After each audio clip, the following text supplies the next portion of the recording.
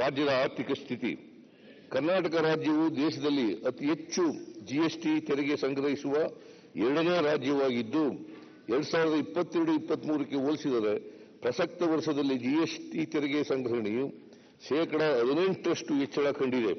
ಸ್ವಂತ ತೆರಿಗೆ ರಾಜಸ್ವವು ಹಿಂದಿನ ವರ್ಷಕ್ಕೆ ಹೋಲಿಸಿದರೆ 23-24ರಲ್ಲಿ ಶೇಕಡಾ 12ರಷ್ಟು ಬೆಳವಣಿಗೆಯನ್ನು ಸಾಧಿಸಲಿದೆ. ಗ್ಯಾರಂಟಿ ಯೋಜನೆಗಳಿಂದ ಜನರ ಆದಾಯ ಪ್ರಮಾಣ ಹೆಚ್ಚಾಗಿ ರಾಜ್ಯದ ಆರ್ಥಿಕತೆಯನ್ನು ಉತ್ತೇಜಿಸುವಲ್ಲಿ ಸಹಕಾರಿಯಾಗಿರುವುದನ್ನು ಇದು ತೋರಿಸುತ್ತದೆ. ಕೇಂದ್ರ ಹಾಗೂ ರಾಜ್ಯಗಳ ಸಂಬಂಧ ನೌಕರ ಹಾಗೂ ಯಜಮಾನರ ಸಂಬಂಧಗಳಾಗದೆ ಸಂವಿಧಾನದತ್ತ ಅಧಿಕಾರ ವ್ಯಾಪ್ತಿಯೊಳಗೆ ಸ್ವಾಯತ್ತ ಘಟಕಗಳಾಗಬೇಕು. ರಾಜ್ಯಗಳ ಜೊತೆಗೆ ಸಮಾನತೆಯ ಆಧಾರದಲ್ಲಿ ವ್ಯವಹರಿಸಬೇಕು. ಭಾರತ ರತ್ನ ಕರ್ಪೂರಿ ಠಾಕೂರ್ ಅವರು ಹೇಳಿರ್ತಕ್ಕಂಥದ್ದು. ಸರಕು ಮತ್ತು ಸೇವಾ ತೆರಿಗೆಯನ್ನು ಪರಿಚಯಿಸುವ ಮೂಲಕ ರಾಜ್ಯಗಳ ತೆರಿಗೆ ಸಂಗ್ರಹಣೆಯು ಶೇಕಡಾದಲ್ಲಿ ಸಹಕಾರಿಯಾಗಿರುವುದನ್ನು ಇದು ತೋರಿಸುತ್ತದೆ. ಕೇಂದ್ರ ಹಾಗೂ ರಾಜ್ಯಗಳ ಸಂಬಂಧ ನೌಕರ ಹಾಗೂ ಯಜಮಾನರ ಸಂಬಂಧಗಳಾಗದೆ ಸಂವಿಧಾನದತ್ತ ಅಧಿಕಾರ ವ್ಯಾಪ್ತಿಯೊಳಗೆ ಸ್ವಾಯತ್ತ ಘಟಕಗಳಾಗಬೇಕು.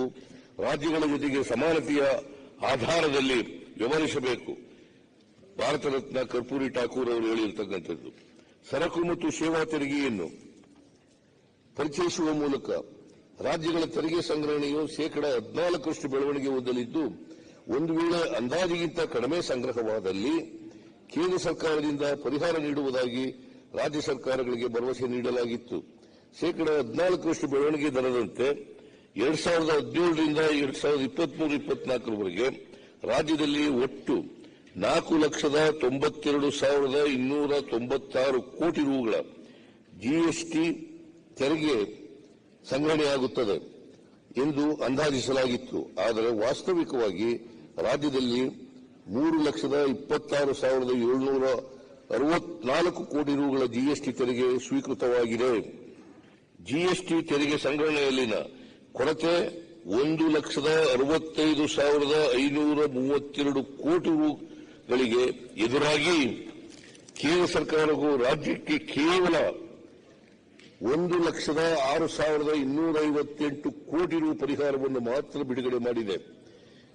ಜಿಎಸ್ಟಿ ತೆರಿಗೆಯ ಈ ಅವೈಜ್ಞಾನಿಕ ಅನುಷ್ಠಾನದಿಂದ ರಾಜ್ಯಕ್ಕೆ ಕಳೆದ 7 ವರ್ಷಗಳ ಅವಧಿಯಲ್ಲಿ ಒಟ್ಟು 59,274 ಕೋಟಿ ರೂಗಳ ನಷ್ಟವಾಗಿರುತ್ತದೆ.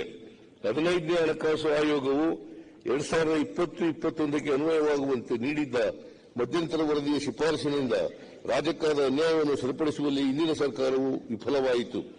ಇಂದಿನ ಸರ್ಕಾರ ಕೈಚೆಲ್ಲಿ ಕೂತಿದ್ದರ ಪರಿಣಾಮವಾಗಿ ಅಂತಿಮ ವರದಿಯ ಶಿಫಾರಸಿನಲ್ಲಿಯೂ ಸಹ ರಾಜ್ಯಕ್ಕೆ ತೆರಿಗೆ ಹಂಚಿಕೆಯಲ್ಲಿ ಅತಿ ಹೆಚ್ಚು ನಷ್ಟ ಅನುಭವಿಸಬೇಕಾಯಿತು.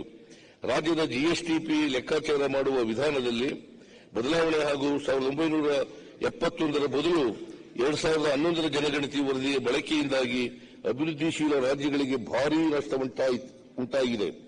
14ನೇ ಹಣಕಾಸು ಆಯೋಗ ಶಿಫಾರಸು ನೀಡಿದ್ದ ಹಂಚಿಕೆಯ ಸೂತ್ರವನ್ನು ಪಾಲಿಸಿದ್ದರೆ ಕರ್ನಾಟಕ ರಾಜ್ಯಕ್ಕೆ 2,77,350 ಕೋಟಿ ರೂಗಳ ತೆರಿಗೆ ಪಾಲು ಸ್ವೀಕೃತವಾಗುತ್ತಿತ್ತು. ಆದರೆ 15ನೇ ಹಣಕಾಸು ಆಯೋಗದ ಶಿಫಾರಸಿನಿಂದ ರಾಜ್ಯಕ್ಕೆ 2,15,253 ಕೋಟಿ ರೂಗಳು ಮಾತ್ರ ಹಂಚಿಕೆಯಾಗಲಿದೆ ಎಂದು ಅಂದಾಜಿಸಲಾಗಿದೆ.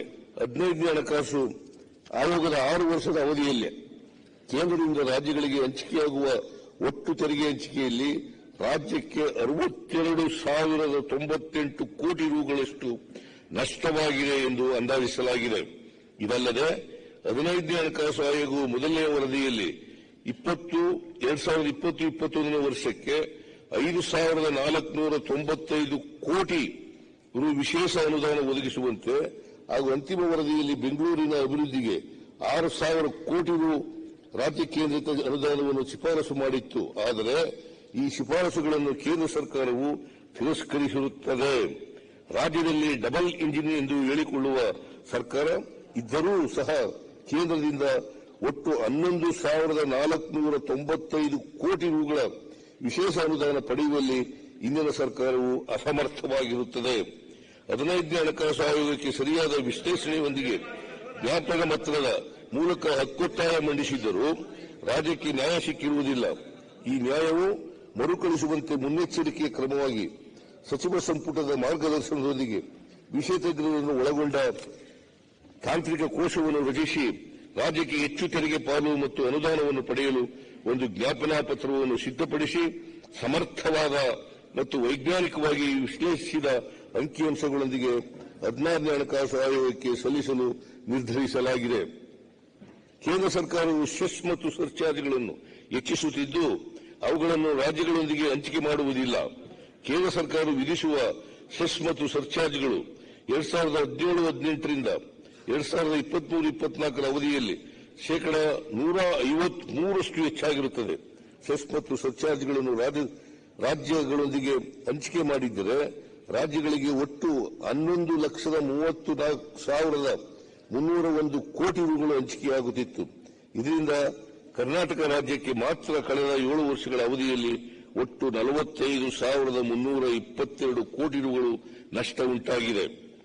ಜಿಎಸ್ಟಿಯ ಅವೈಜ್ಞಾನಿಕ ಅನುಷ್ಠಾನ, ಸೆಸ್ ಮತ್ತು ಸರ್ಚಾರ್ಜ್ಗಳ ಹೆಚ್ಚಳ ಮತ್ತು ತೆರಿಗೆಯ ಹಂಚಿಕೆಯ ಸೂತ್ರ ಬದಲಾವಣೆ, ಕೇಂದ್ರ ಸರ್ಕಾರ ಈ 3 ಬಗೆಯ ಅನ್ಯಾಯಗಳಿಂದ ಹಾಗೂ ನ್ಯಾಯಯುತವಾಗಿ ರಾಜ್ಯಗಳಿಗೆ ಹಣ ಬಿಡುಗಡೆ ಮಾಡದ ಕಾರಣದಿಂದಾಗಿ ದೇಶದ ಎಲ್ಲ ರಾಜ್ಯಗಳ ಹಣಕಾಸು ಸಾಮರ್ಥ್ಯದ ಮೇಲೆ ವ್ಯತಿರಿಕ್ತ ಪರಿಣಾಮ ಉಂಟಾಗಿದೆ.